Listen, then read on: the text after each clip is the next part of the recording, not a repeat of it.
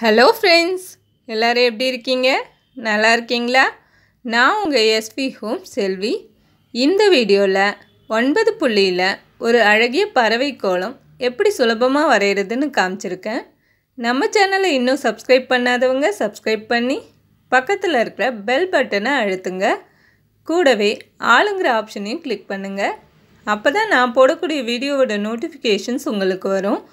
என்னோடய வீடியோ உங்களுக்கு பிடிச்சிருந்ததுன்னா நீங்களும் உங்கள் ஃப்ரெண்ட்ஸோட இந்த வீடியோவை ஷேர் பண்ணுங்கள்.